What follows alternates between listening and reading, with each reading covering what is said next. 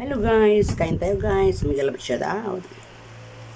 Nagkamay si Ate Rini kumain ng itlog at jubon. O, diba? Sarap yan. Yummy, yummy.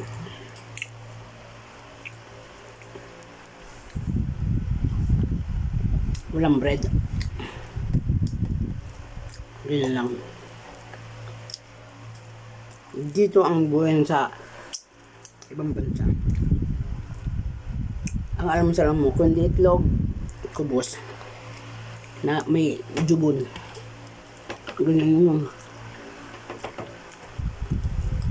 kubos jubon. Kubos jubon, ganun. Dito ka itlog, itlog na suksuka, itlog na fried egg, itlog na nilaga, ganun lang yun. Ganun sa ibang bansa, wala kang choice kasi pag hindi ka kumain, nakawala. Nakakagutom ka pag ikaw ang trabaho. Diba? Kaya kailangan kumain tayo guys. Kahit hindi ka kumain ng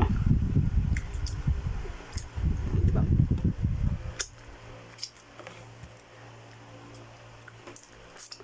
Sinsya na guys, nakakamay. Sayang kasi yung jubo ni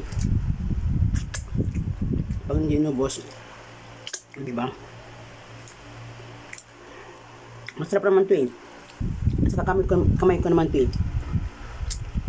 Diba? Ganyan ang mga Pilipina, lagi na nakakamay. Ayan, bye-bye. Thanks for